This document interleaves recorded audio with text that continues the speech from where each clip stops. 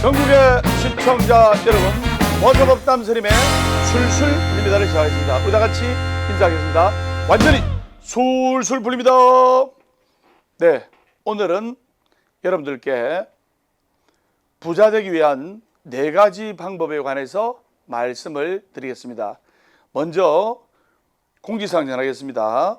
최고의 공덕인 방생을 하러 6월 20일 목요일은 서울 방생, 즉 양력으로 6월 20일 목요일 아침 10시에 서울 방생을 하고, 그리고 서부 경남 부산 방생은 양력으로 6월 25일 일요일 날 오전 10시에 부산 보각사에서 법회 마치고 공양하고 송정으로 방생하러 갑니다. 그렇게 아시기 바랍니다. 전국 불자님들의 많은 동참 바랍니다. 최고의 공덕 방생입니다. 자, 오늘 여러분들께 반드시 부자 되는 방법 4가지를 말씀을 드려보겠습니다. 실제로 있었던 이야기인데, 가난한 농가에서 태어나서 16살에 소녀공으로 일했던 어느 여성분이 있었어요. 한마디로 16살에 공장에 들어가가지고 정말 쇠가 빠지게 일을 했는데, 열심히 해가 돈을 모으고 해가지고 어느 정도 종잣돈을 마련해가지고 큰 사업을 했어요. 근데 사업 실패로 남은 건 빚더미, 현찰 10억을 모아도 시원찰판에 10억 원의 빚을 떠안게 됐어요. 그래서 정말 극단적인 선택을 하려고 했는데, 삶의 끈을 부여잡고 용기와 희망을 내어서 몇 년 뒤에 그 여자분은 6,000개의 일자리를 창출하고 세계 12개국 또 30개가 넘는 비즈니스의 계열사를 거느린 글로벌 기업 회장으로 다시 태어났습니다. 그리고 웰싱킹의 저자인데, 켈리 최인데, 그래서 켈리 최의 이야기를 좀 하고 있습니다. 이 켈리 최는 10억 원의 빚을 청산하고 처음에는 5년 만에 300억 현찰을 모았어요. 그리고 나중에는 6천억 매출의 부자가 된 그 대표적인 방법 4가지를 지금부터 알려드리겠습니다. 따라하기 쉬운 방법인데, 중요한 것은 이것을 벤치마킹, 하는 사람과 하지 않은 사람과의 차이는 어마어마한 차이가 있다는 것을 여러분들이 아셔야 돼요. 그래서 이 켈리 최가 30대에 곰곰이 생각해 보니까 빚도 어느 정도 청산하고, 여러분들 30살부터 100세 시대 아닙니까? 70년간 이랬으려면 현금이 얼마 있어야 살아간다 생각합니까? 돈의 구애를 안 받고 늙어 죽을 때까지 현금이 얼마 있어야 어느 정도 편안하게 살아간다 생각합니까? 현금이 300억 있어야 편안하게 살아간다고 판단했어요. 그래서 나는 5년 안에 현찰 300억을 모을 것이다. 목표를 정하고 데드라인을 정했어요. 그런데 실제로 그렇게 많은 현금을 모으게 된 거예요. 그래서 자, 그러면 여러분들이 반드시 부자 되는 방법 4가지를 하나씩 제가 말씀드리면서 여러분들이 그것을 벤치마킹 따라하게 되면 여러분들도 성공과 부와 행복이 눈앞에 놓이게 된다는 것을 아시기 바랍니다. 제가 선정하겠습니다.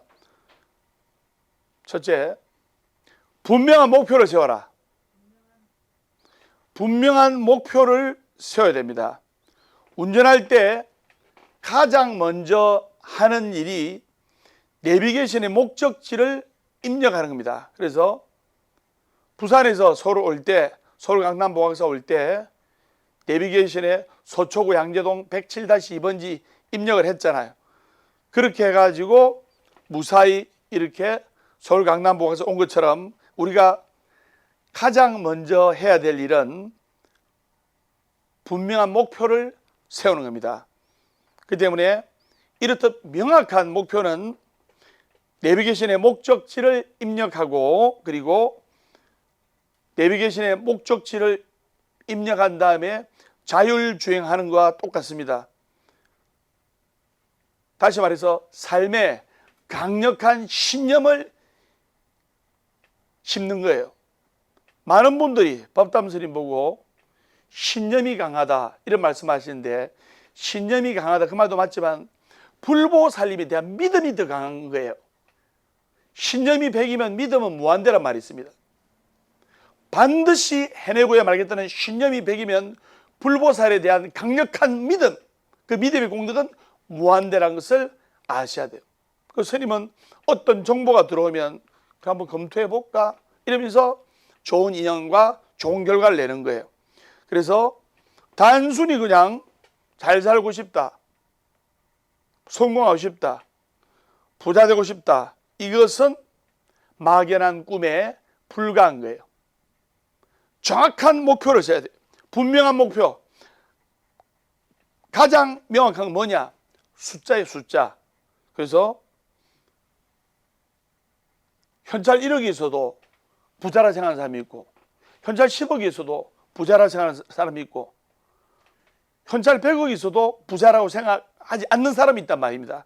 그 때문에 명확한 목표를 세우고 부자가 되고 싶다면 막연히 부자가 돼야지, 막연히 잘 살아야지, 이것이 아니고 100억 원을 가진 부자가 되겠다, 200억 원을 가진 부자가 되겠다, 300억 원을 가진 부자가 되겠다, 또는 초밥 사업으로 1000억 매출을 올리겠다.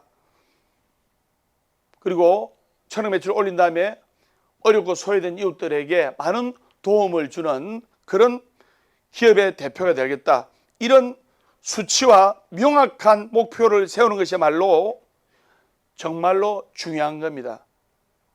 분명한 목표를 되새기다 보면 스텝 바이 스텝 꿈에 또 희망의 목표에 한 발짝씩 한 발짝씩 다가갈 수가 있는 겁니다. 스마 무슨 말인지 아시겠죠? 완전히 술술 풀립니다. 명확한 목표와 명확한 수치를 마음속에 새기다 보면 잠재의식에 내재됩니다. 그래서 즉 강력한 신념과 확실한 믿음이 되는 건데요, 이 잠재의식이 겁나는 거예요. 제가 잠재의식에 관해서 한 말씀 드려야 되는데, 이 잠재의식은 우리가 의도적으로 생각하는 의식보다 3만 배나 강력한 힘을 가지고 있어요. 제가 해동 용궁사와 양양 휴암을 성지순례 갔다 오고 나서 부처님, 저도 바다가 잘 보이는 절에 부처님 모시고 기도하고 싶습니다. 그래서 많은 불자님들이 화병으로 또는 꽉 막혔던 이 가슴이 시원한 바다를 보고 마음이 너그러지고, 그리고 힐링이 되고, 그리고 그 탁 트인 바다를 보면서 내 마음도 탁 트여서 많은 불자님들에게 희망과 용기를 주는 그런 도량을 만들고 싶습니다. 원을 세웠어요. 언제 세우냐? 21살 때인가? 용궁사도 갔다 오고, 용궁사 그림 나오죠? 그 다음에 양양휴암도 갔다 오고, 양양휴암 전경 나오죠? 그리고 나서 잊어버렸어요. 근데 세월이 30년이 지났는데 우연찮게 스님이 송정소원성지사로 도량을 만들게 된 거예요. 이게 바로 잠재의식의 힘입니다. 우연찮게 송정소원성지사에 그 탁 트인 바닷가에 그 대가람이 만들어지고 나서야 우연찮게 스님이 30년 전에 일기를 보게 되는데, 그 30년 전 일기에 보면 용궁사 같은 휴양 같은 도량을 만들고 싶다 원을 세운 것이 그 일기 내용대로 맞아떨어져 가지고 송정소원 성취자, 정말 좋잖아요. 그래서 이 잠재의식은 정말로 강력한 힘을 가지고 있는 거예요. 예를 들면 10년 전에 교통사고를 당해가지고 뺑소니 친 그 오토바이 뺑소니 그 사람을 잡지를 못했어요. 40대 가장이 그러한 사고로 장애인이 되는데, 근데 그 다친 사람을 최면을 걸어가지고 딱 눕혀가지고 마음을 릴렉스 시켜가지고 최면을 걸어가지고 레드 선 해가지고 자 10년 전에 그때 그 사고 장소로 돌아갑니다. 뭐가 보입니까? 그러니까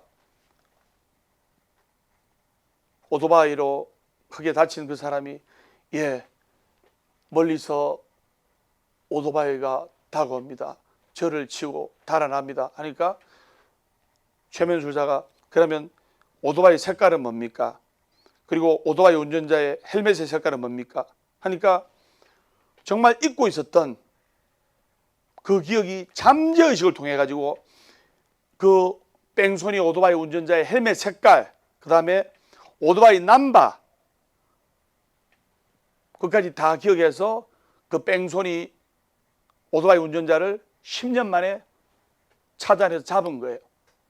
이렇듯 이 잠재의식은 우리가 의식적으로 도무지 해낼 수 없는 일들을 가능하게 해주는 거예요. 그렇기 때문에 성공하고 또 부자가 되기 위해서는 분명한 목표를 잠재의식에 새겨 넣는 것이 중요합니다. 자신의 소원이 있다면 잠꼬대를 할 때도 그 자신의 명확한 목표를 또 자신의 꿈과 희망을 의식적이든 무의식적이든 되뇌게끔 하면 그 꿈과 희망은 이루어지는 거예요. 스님이 부산 보각사에서 맨날 목탁 치면서 관세음보살, 서울 강남보각사, 관세음보살, 서울 강남보각사, 관세음보살, 서울 강남보각사 이러니까 잠재의식이 발동해서 신념과 불보살림에 대한 강력한 믿음으로 인해서 강남 한복판에 강남보각사가 탄생하게 된 거예요. 그렇기 때문에 구체적이지 않은 목표는 잠재의식을 자극할 수가 없는 거예요.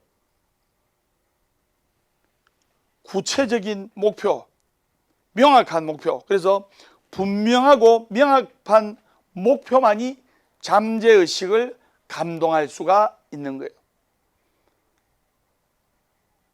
분명한 목표가 새겨진 잠재의식은 우리를 성공을 향해 달리게끔, 다시 말해서 자동 항법 장치 역할을 하며 이끄는 거예요. 그것이 바로 끌어당김의 법칙이에요.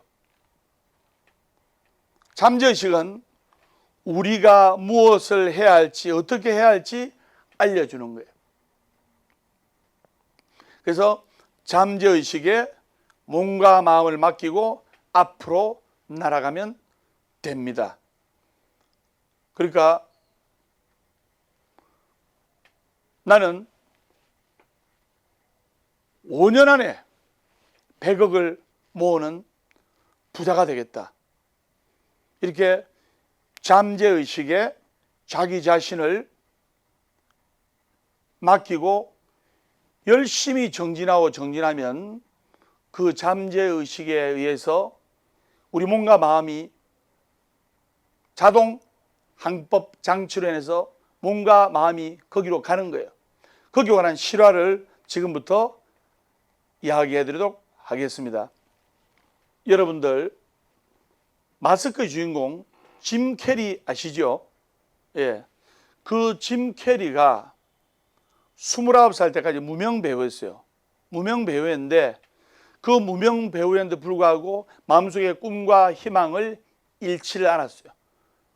그러면서 종이 쪼가리에 이제 $10,000,000 이렇게 써가지고 이제 한국 돈으로 100억이죠. 자기 고물차 몰고 바닷가 앞에 가서 떠오르는 일출을 탁 보면서 중요한 겁니다. 지는 석양도 좋지만 떠오르는 일출을 볼 때 자신의 꿈과 희망이 떠오르는 거예요. 자꾸 지는 노을만 보면 자신의 인생도 지게 돼 있는 거예요. 그래서 떠오르는 일출을 탁 보면서 나는 반드시 5년 후에 $10,000,000 현찰 100억을 손에 쥐겠다 하면서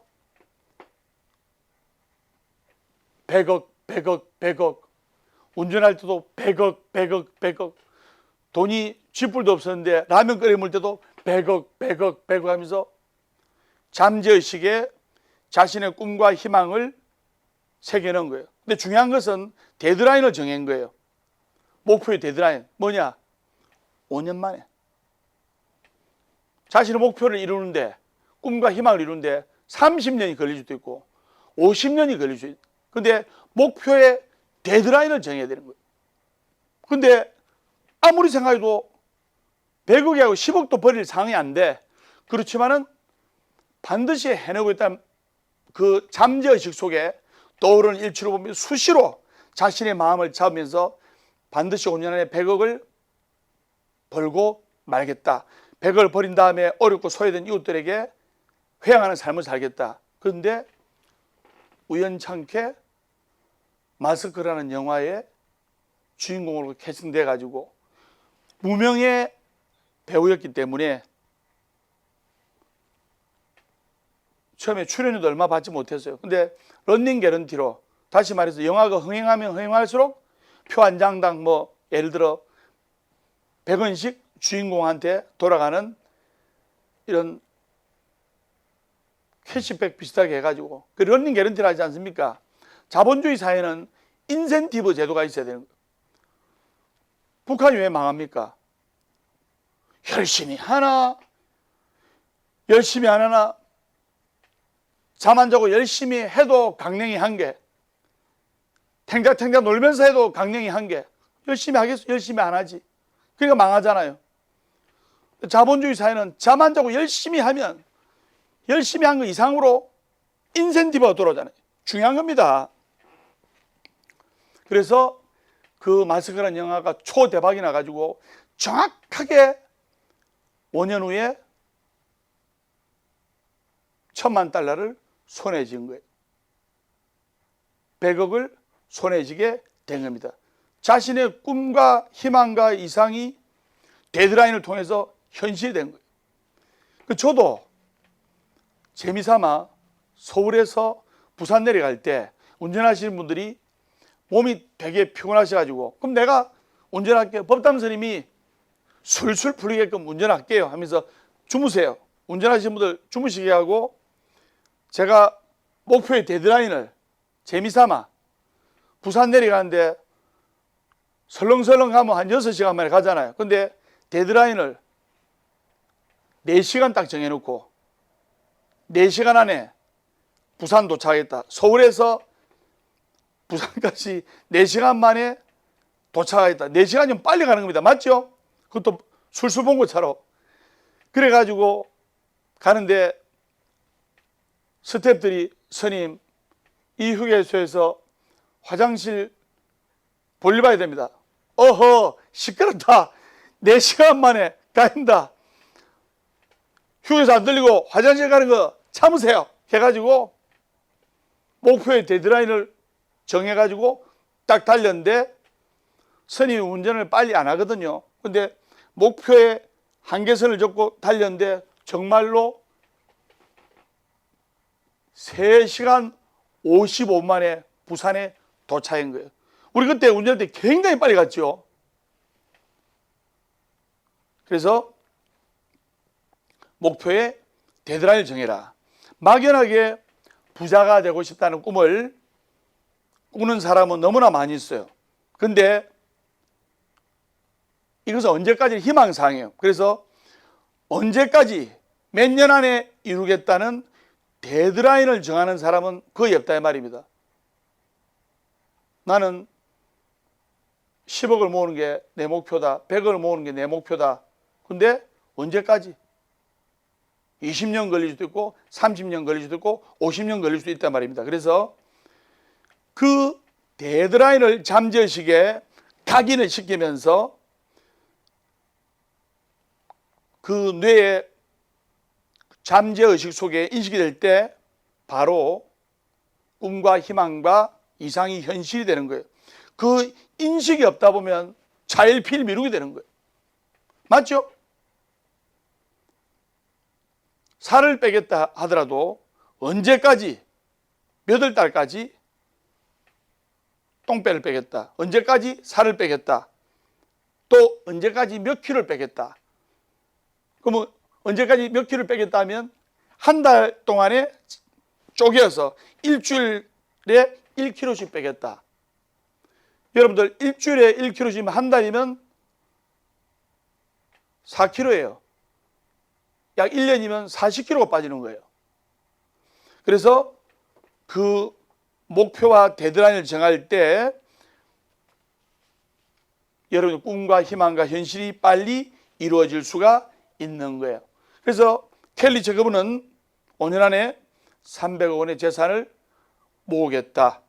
그래서 그 목표를 세우고 데드라인을 정했는데 얼마나 간절했냐면 컴퓨터 들어가면 보통 비밀번호 걸잖아요. 비밀번호.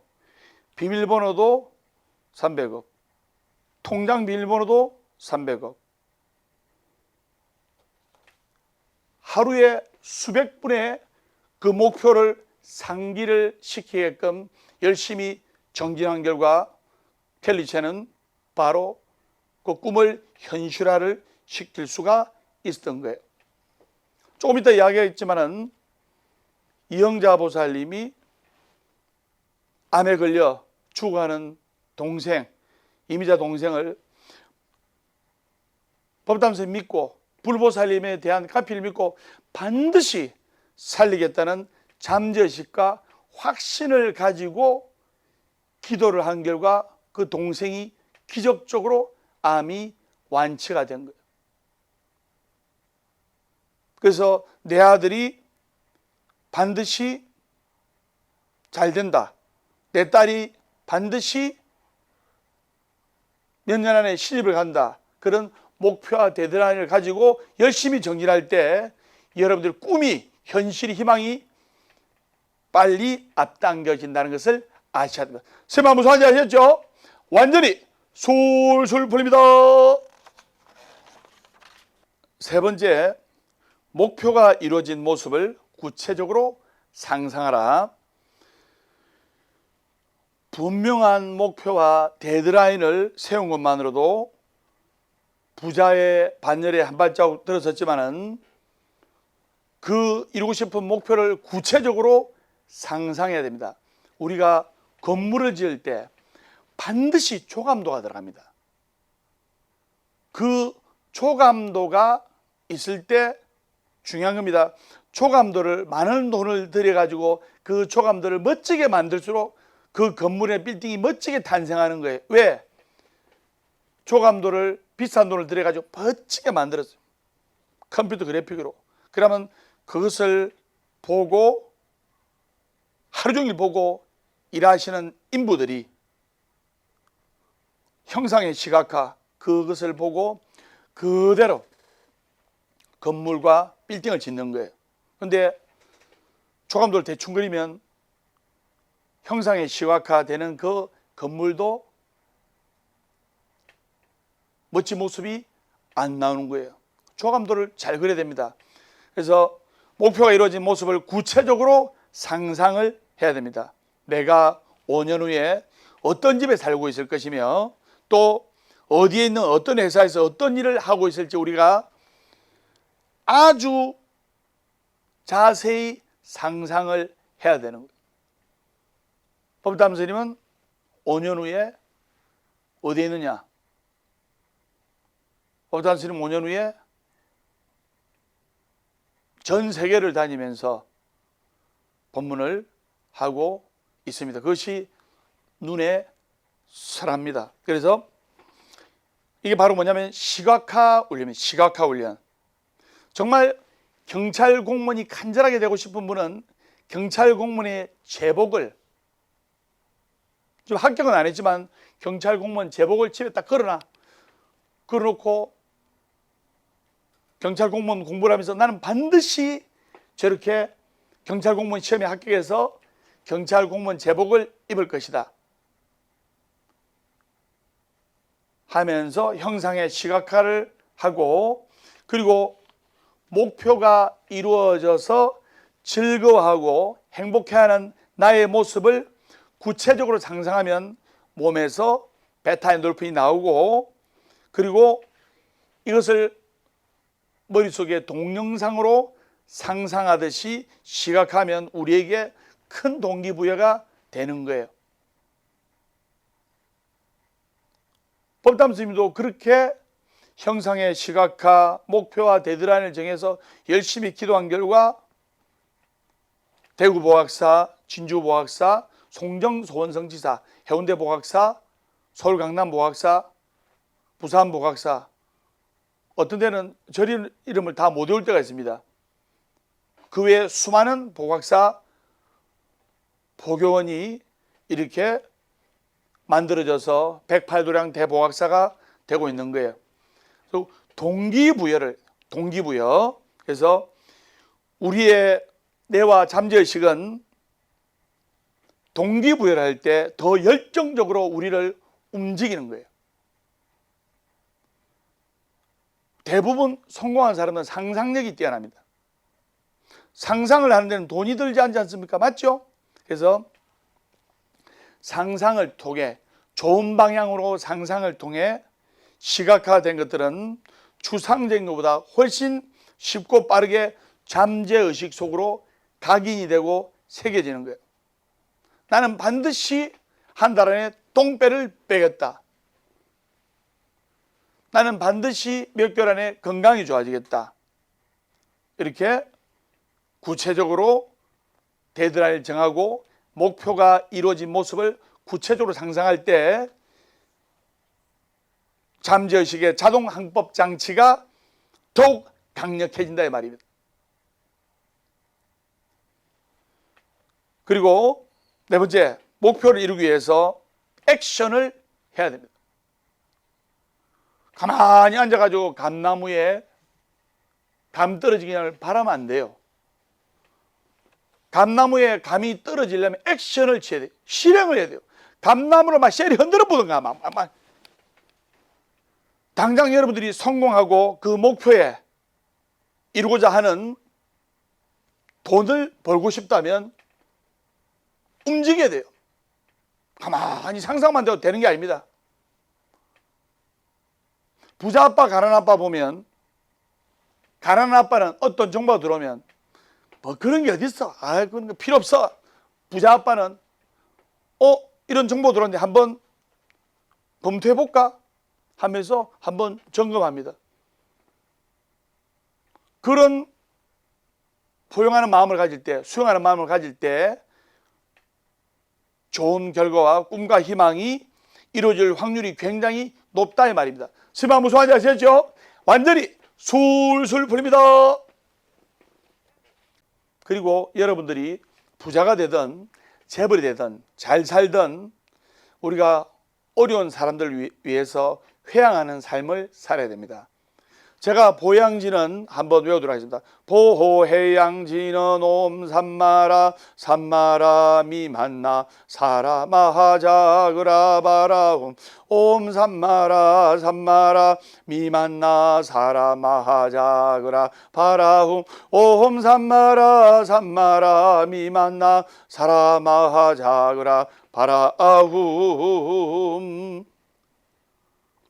부처님의 공덕과 불보살의 가피를 널리 중생들에게 회양하는 진은 보해양진언을 했습니다. 그래서 우리가 남을 잘되게 하라는 말이 있듯이 어렵고 소외된 이웃들을 위해서 회양하는 삶을 살아야 돼요. 그래서 여러분들이 잘 살고 성공하고 부자 되면 어려운 사람도 돕고 절에 불사도 절에 보시도 하고 BBS 불교 방송에도 보시도 하고 이렇게 서로 윈윈 서로가 돕고 상생하는 그런 삶을 살아야 됩니다. 그리고 조금 전에는 스님이 이제 사회적인 마인드로 부자 되는 방법을 성공했다면 지금부터는 방생의 공덕에 관해서 말씀을 드리겠습니다. 그래서 방생을 하게 되면 복덕과 수명이 늘어나고 또 재물도 늘어나고 모든 불보살님의 가피를 받을 수가 있어요. 현행법으로도 살생을 하고 살인하면 법에 조촉이 되듯이 그리고 죽어가는 미물을 살려주는 방생이야말로 이루 말할 수가 없는 큰 공덕이에요. 그래서 방생에는 10가지 공덕이 있는데 첫째, 복덕과 수명이 길어지고 둘째, 기쁘고 길상스러운 이들이 모두 모여들고 세 번째, 건강하고 오래 살고 네 번째, 자손이 번창하게 되고 다섯 번째, 모든 불보살님께서 기뻐하시고 여섯 번째, 은혜에 감응하고 일곱 번째, 모든 재난이 없어지고 여덟 번째, 천상에 태어나고 아홉 번째, 모든 악이 소멸되고 열 번째, 고통과 고난과 재난의 위험으로부터 벗어난다고 했어요. 건강하고 오래 산다 이 부분에 대해서 실제로 방생의 10가지 큰 공덕을 받은 분의 이야기를 지금부터 하도록 하겠습니다. 67살 된 이영자 보살님이 계셨는데 여러분들 다 아시는 분입니다.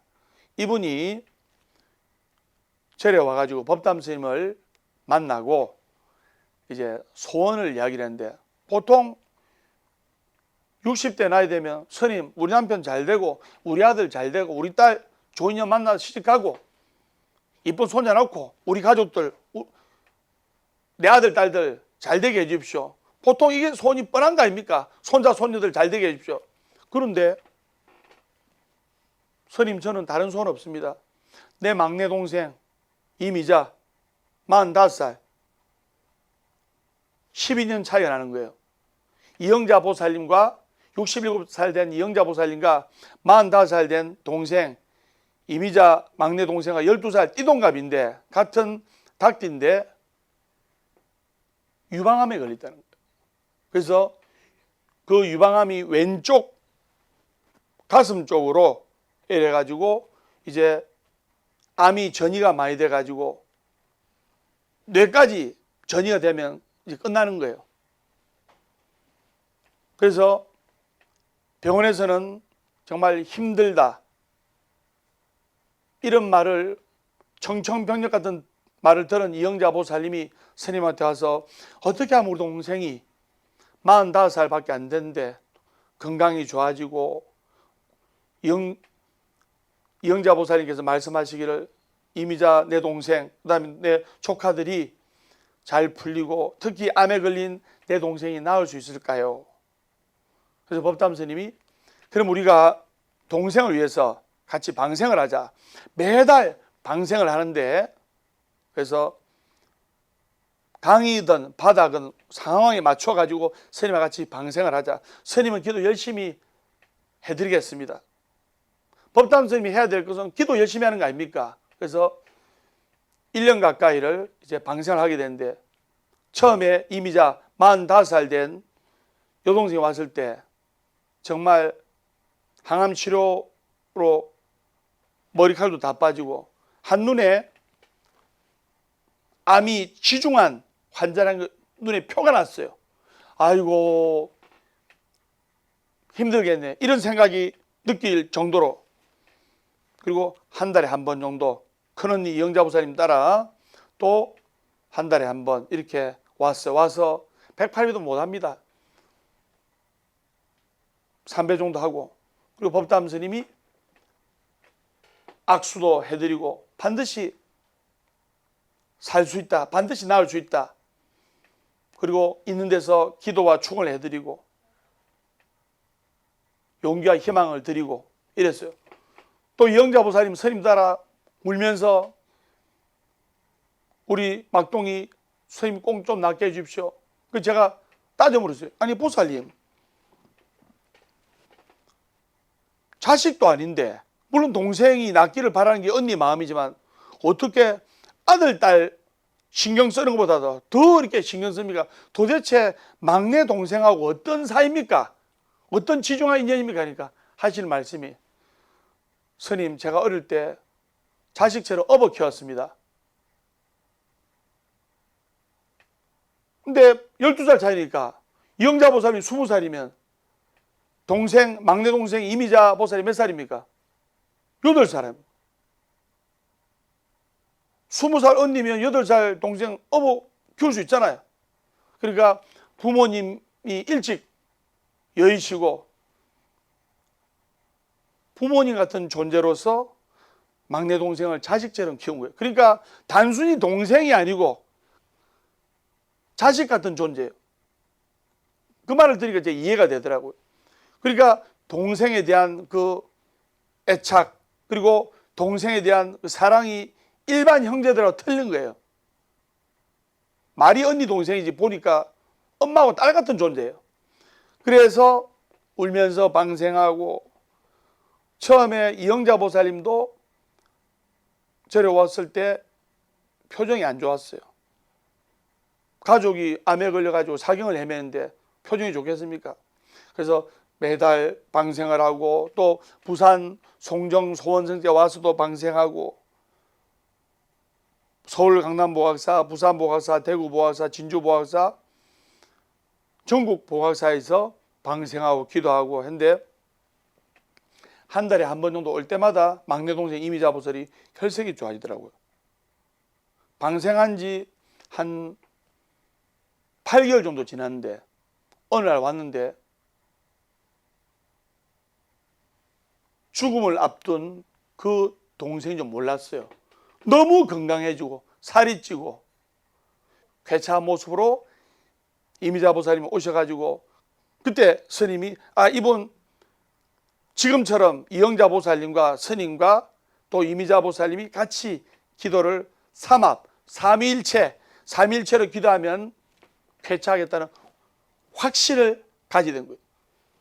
동생이 언니랑 병원에 같이 가가지고 결과를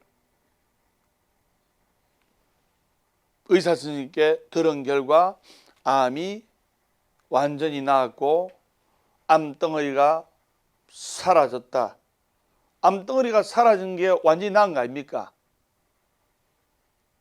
완전히 쾌차했다는 의사 선생님의 말씀과 소견서를 듣고 울면서 한아름에 달려와가지고, 내가 저렇게 동생을 아끼고 사랑하는 언니를 내가 처음 봤어요. 울면서 제 손을 잡으면서 스님 감사합니다, 부처님 감사합니다 하면서 부처님께 감사의 삼배를 올렸어요. 그리고 언니의 방생의 공덕, 또 본인의 살고자 하는 강력한 희망과 확신, 그리고 스님의 기도의 작은 정성이 삼일체가 되어서 암이 다 나은 이미자 보살님의 이야기가 떠오릅니다. 그래서 우리가 꾸준하게 방생을 하게 되면 공덕과 복덕이 되고, 방생의 반대말은 살생 아닙니까? 맞죠? 횟집 하시는 분들이나 도축하시는 분들이 불심이 강하고 평상시 때 방생을 많이 하면 오히려 복이 돼요. 근데 횟집에 회를 뜨면 정말 이 축생의 입장으로서는 잔인하게 죽지 않습니까? 그것도 한두 마리가 아니고 세월이 횟집을 10년, 20년 되면 몇천 마리, 몇 마리가 죽잖아요. 그러면 그 축생의 영가들이 따라다니는 거예요. 그러면 관제가 따르고 또 집안의 가족이 아프고 안 좋은 거예요. 그래서 본의 아니게 살생을 하고 또 본의 아니게 그런 직업을 가지신 분들은 평상 때 꾸준하게 방생을 하고 불사도 동참하고 기도하면 큰 공덕이 되는 거예요. 옛날에 소를 잡는 직업을 가진 분이 계셨어요. 목구멍이 포도청이라고. 자기가 가진 거라고는 소 잡는 기술밖에 없었어요. 그런데 소가 도살장에 끌려가는 거 보면 웁니다. 그 큰 눈망울에서 닭똥 같은 눈물을 흘립니다. 그 닭똥 같은 눈망울에 눈물을 본 그 소 잡으시는 분은 양심의 가책을 느끼는 거예요.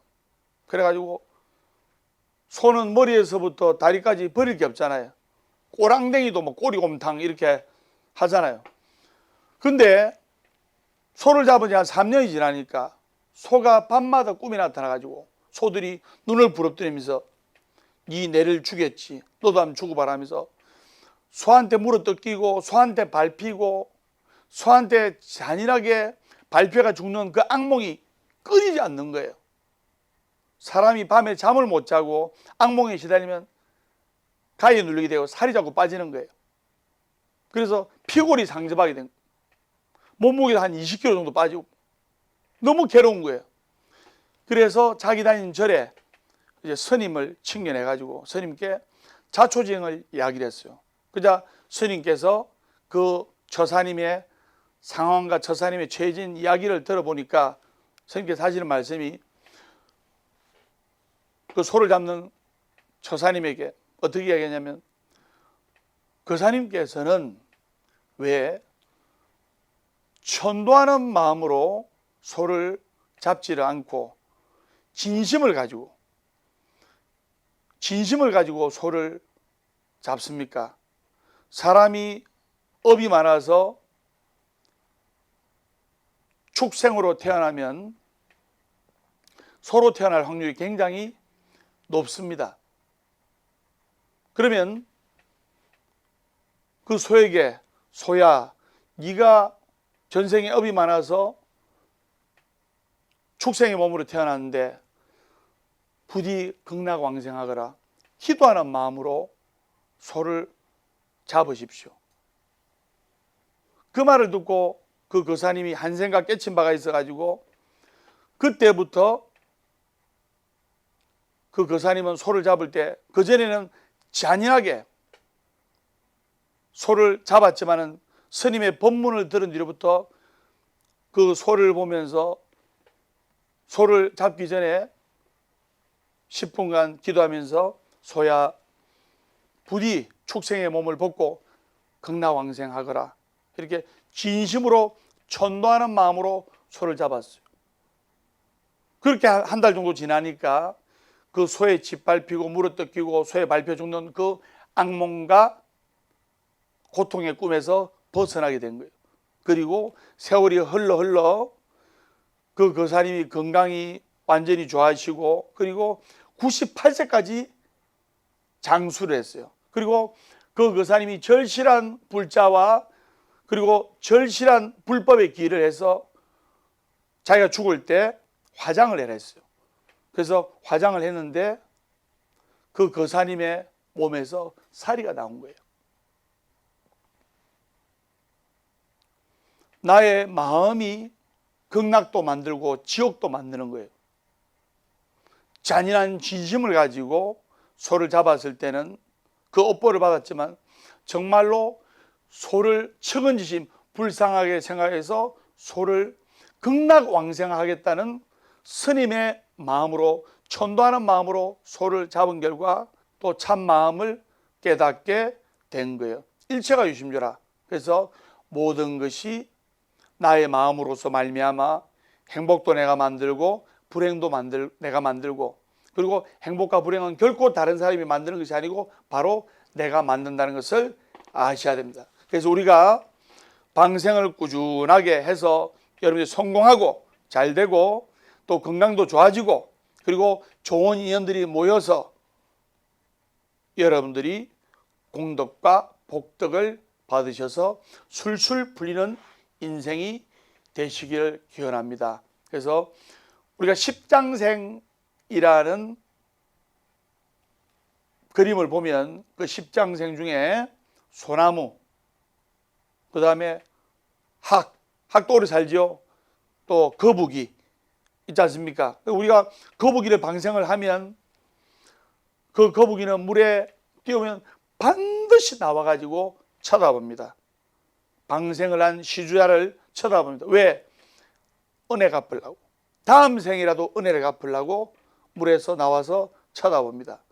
그렇듯이 우리가 이 방생을 미꾸라지든 짱어든 거북이든 그 상황에 맞춰 가지고 지극한 마음으로 하게 되면 공덕과 복덕이 되고 그리고 이영자 보살님의 가피담처럼 암으로 말미암아 사경을 헤매는 동생도 방생의 공덕으로 불보살의 가피로 건강이 완치가 되고 또 집안에 좋은 일들이 많이 생겨날 수가 있다는 것을 아시면서 오늘 보살밥담선의 술술 불립니다.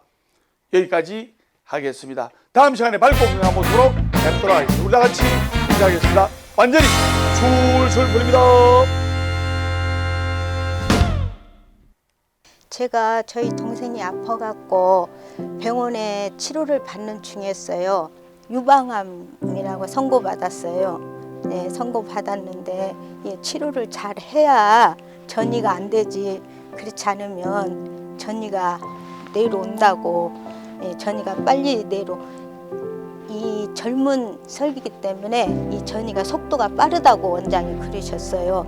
그래서 이 BBS 방송국을 보다 보니까 스님 법문에 제가 가슴에 와 닿았습니다. 네, 동생 보러 이 스님 법문이 너하고 좀 비슷한 것 같은데 네가 부산까지 못 가니까 어떻게 부산을 갈까 내가 그랬더니 걔가 누워서 인터넷으로 부산까지 가지 말고 강남 보각사도 가도 됩니다 그러더라고요. 그래서 강남 보각사를 찾아오는데 7월달에 찾아오는데 그날 비가 엄청 많이 왔어요.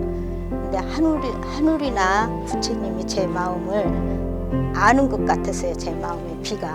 그래서 비 맞으면서 울면서 여기로 왔습니다. 딱 들어서는데 스님이 딱 보니까 나도 모르게 법당에 절을 하면서 통곡을 하게 됐어요.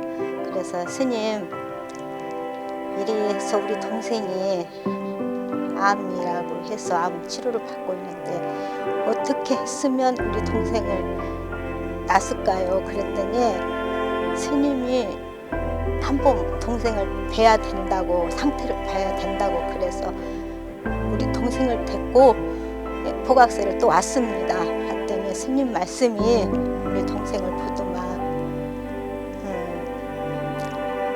이제 꼴이 아니니까 스님도 처음에 말문이 잘 안 열리셨지. 그래 보더만 기도를 하자고 그래서 그럽시다 해갖고 이제 암 치료 중에 스님 법문을 듣고 암 치료를 받는데 스님이 열심히 기도해 주시면 암이 낫는다고 그랬어요. 그래서 저는 스님을 믿고 스님 따라서 기도를 한 건데 많이 좋아졌어요.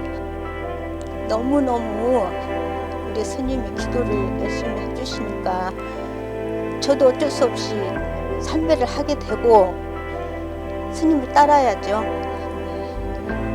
저는 BBS 방송을 통해서 우리 스님을 뵀지만 너무 행복해요. 지금 자기가 마음먹은 대로 보각사를 오시든 부산을 가시든 내가 이 기도를 해야 되겠다 마음이 딱 그러면 서슴지 말고 의심하지 말고 그냥 스님 믿고 기도하면은 저와 같이 스님의 원력을 받아서 빨리 선불할 것 같아요. 저는 아프다고 뭐 의심하고 내가 딴 데 가면 어쩌고 병원 가면 물론 병원도 가면 좋겠죠. 근데 하라는 대로 병원에서 할 일 있고 또 이게 우리 복학사에서도 할 일 있고 환자가 할 일 있고 그랬지 않습니까? 이렇게 서로 이렇게 삼위일치가 맞아야 되니까 그냥 기도를 열심히 하면 제 경험으로는 그렇습니다. 기도 열심히 하면은 낫는다.